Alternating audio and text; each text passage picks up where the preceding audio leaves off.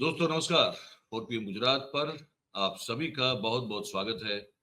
मैं हूं आपका दोस्त मयूर जानी। दोस्तों इस वीडियो में हम दो तीन चीजें आपको उस पर बात करने वाले हैं, दिखाने वाले हैं और उम्मीद रखते हैं कि जो हम आप तक जो पहुंचाना चाहते हैं वो उसको आप ठीक से उसको रिसीव भी कर रहे होंगे। देखिए, कैलाश विजयवर्गीय जो एक बहुत बड़े नेता माने जाते हैं, कांग्रेस को लगातार वो भी लतियाते रहते हैं भारतीय जनता पार्टी की ओर से, और उनका एक अलग रूप भी है। वो साधु संतों में भी बहुत उनकी सेवा पूजा करते रहते। लगता है कि शायद उनको ऐसा कुछ उनका मानना होगा या सोच होगी कि वहां से कुछ आशीर्वाद मिल जाए तो बहुत कुछ हो सकता है।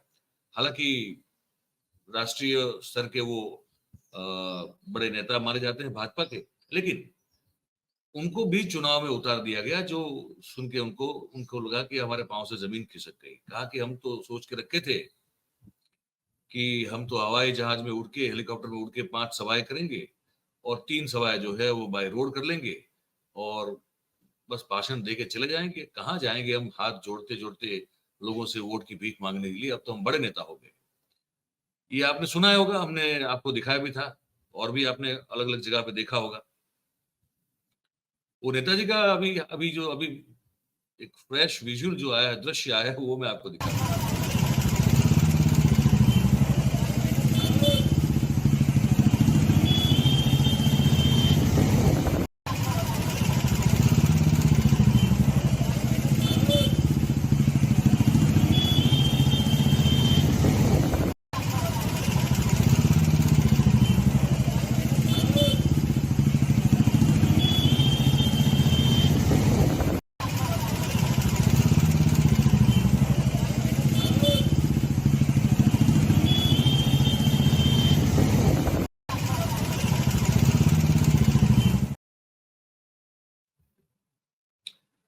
अब आपने देखा नेताजी जो है हेलीकॉप्टर में उड़ने की सोच रहे थे। आप 5-5 दिन की सभा उड़कर हवाई यात्रा से करने की सोच रहे थे कि यहाँ उड़ के वहां पहुंच जाएंगे, वहां से उड़ के वहां पहुंच जाएंगे और भाषण देंगे और अपन चले जाएंगे और क्या करना है। अब वो टू व्हीलर पर बैठे हुए हैं, आगे उनका सारथी है जो चला रहा है, बीच में नेताजी विराजमान है और पीछे उनका सुरक्षा कर्मी है और जा रहे हैं टू व्हीलर पर। अब पहली बात तो ये है कि आप इतने बड़े नेता हैं, आपको ये भी नहीं पता है कि टू व्हीलर पे 3 सवारी जो है वो तो अवैध है, वो आप कर नहीं सकते। और दूसरी बात कि भाई साहब, हेलमेट तो आपको भी पहनना पड़ेगा। हेलमेट ना पहनने पे लोगों के कितने कैसे किस किस तरह से जो है वाहियात किस्म के दंड लिए जाते हैं, पेनल्टी दी जाती है पुलिस के द्वारा। ये आप बीजेपी की सरकार जहां होती है यहाँ तो ये धड़ल्ले से होता है। आपका अगर थोड़ा कहीं अगर पब्लिक जो है बेचारी कहीं थोड़ी फॉल्ट में आ गई, सीधा चालान काट दिया। अगर चालान काटने की धमकी दिखाते हुए फिर जो अंडर द टेबल पैसा ले लिया जाता है बीच बाजार में, वो तो फिर अलग ही होता है। तो इनसे भी तो कोई पूछे कि भाई हेलमेट क्यों नहीं पहना है, 3 सवारी में क्यों जा रहे हो। और हवाई यात्रा करने वाले थे महाराज। अब ये जो 2 पहिया है उस पर कैसे आपको देखने का अच्छा नहीं लगता है। ऐसा कोई बोले तो अच्छी बात है उनको। एक तो ये बताना था आपको। दूसरी बात की वो मेनका गांधी ने जो आरोप लगा दिया इस्कॉन पर, उस आरोप के बाद कि भाई सबसे बड़ी जो इस्कॉन है वो बूचड़ खानों में जो गायों को भेजता है वो इस्कॉन है, ऐसा जब बोल दिया तो इस्कॉन वालों ने प्रत्युत्तर तो दिया। अब उसके बाद जो है 100 करोड़ रुपए का मानहानि का दावा ठोक दिया। ये आप सुन लीजिए। मेनका गांधी ने जो कमेंट्स किया था बहुत ही दुर्भाग्यपूर्ण था। हमारे पूरे विश्व के जो भक्त हैं बहुत ही दुखी थे।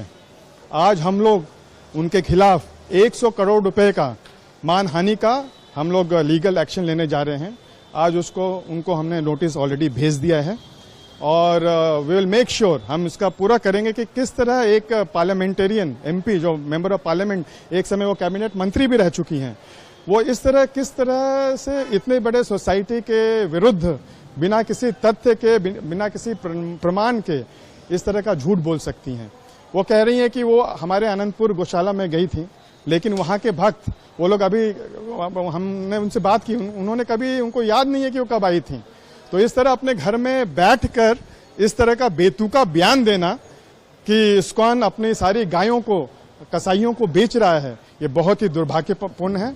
हम इसके अगेंस्ट में जो भी होगा उनके अगेंस्ट में हम लोग ये मामला करेंगे और 100 करोड़ का मामला अभी किया है और जो भी जरूरत होगा इसको हम पूर्ण रूपेण इसका कंक्लूजन में जाएंगे। अब क्या करें बताइए। अब मेनका जी जो है वो बोल चुकी हैं। अब 100 करोड़ का मामला, मैंने तब भी कहा था ये इतना बड़ा संप्रदाय है, इसको सहन नहीं करेगा और तथ्य और साक्ष्य जो है वो रखने चाहिए, आपको प्रमाण देना चाहिए। इतना बड़ा जब आप किसी पर भी आप अगर आरोप लगाते हो तो उसकी भी एक रेपुटेशन होती है, उस रेपुटेशन को बहुत बड़ी हानि पहुंचती है जब वो आरोप किसी ऐसे व्यक्ति के द्वारा लगाया जाए जो कि एक बड़े जिम्मेदार पद पर या जिम्मेदार स्तर पर वो अपने जीवन में वो जी रहा हो, तो उसको फिर बोलने में बड़ा ध्यान रखना जरूरी हो जाता है। अच्छा, इसके आगे ये बताएंगे आपको कि अब वो पंजाब में आप सब जानते हैं कि भगवंत मान की सरकार ने वो कांग्रेस के एक विधायक को जो है जिस तरह से गिरफ्तार किया, उसको लेकर अब वहां बहुत तनातनी मची हुई है ना। वो नवजोत सिंह सिद्धू साहब जो है वो अब जेल से बाहर आ चुके हैं और वो वीडियो पे वीडियो दे दनादन बना रहे हैं और उसमें वो भगवंत मान सरकार को घेर रहे हैं। और इस तरफ एक तरफ ये हो रहा है, दूसरी तरफ आम आदमी पार्टी इंडिया अलायंस से जुड़ी हुई है। इस पर जब सवाल पूछा गया अरविंद केजरीवाल को, तो उन्होंने क्या बताया वो हम आपको सुनाते हैं। पहली चीज तो मैं ये क्लियर कर दूं कि आम आदमी पार्टी इंडिया अलायंस के प्रति कमिटेड है और आम आदमी पार्टी बिल्कुल किसी भी हालत में इंडिया अलायंस से अलग नहीं होगा और अलायंस के धर्म को निभाने के लिए हम पूरी तरह से कटिबद्ध हैं। कल मैंने सुना था कि नशे की वजह से किसी पर्टिकुलर नेता या किसी पर्टिकुलर व्यक्ति को पंजाब पुलिस ने गिरफ्तार किया था। मेरे पास डिटेल्स नहीं है, डिटेल्स के लिए आपको पंजाब पुलिस से बात करनी पड़ेगी। They can only provide you the details of the case, why he was arrested etcetera. But the government in Punjab, Bhagwant Mann government is committed, Aam Aadmi Party government is committed to जो नशा है, नशे को ख़त्म करने के लिए हम बिल्कुल कमिटेड है, क्योंकि नशे ने हमारे युवाओं को, पूरी एक पीढ़ी को बर्बाद कर दिया है। जिस स्केल के ऊपर नशा है आप इमेजिन भी नहीं कर सकते।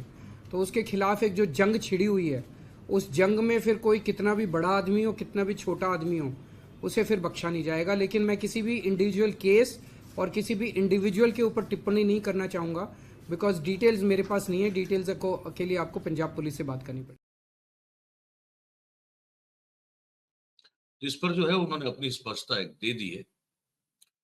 अब नहीं, ये बड़ा इसलिए महत्वपूर्ण मामला है क्योंकि सबको ये लग रहा है, जो जितने भी पॉलिटिकल ऑब्जर्वर हैं उन सबको ये लग रहा है, बहुत सारे मतलब मेजोरिटी में लग रहा है कि ये दो ऐसे शख्सियत है या दो ऐसी पार्टी है जिस पर एक शंका या संदेह है कि क्या ये लोग एंड तक जो है वो इंडिया अलायंस के साथ रहेंगे या नहीं रहेंगे। उसमें से पहला नाम है अरविंद केजरीवाल साहब की पार्टी आम आदमी पार्टी का और दूसरा नाम है शरद पवार साहब की एनसीपी का।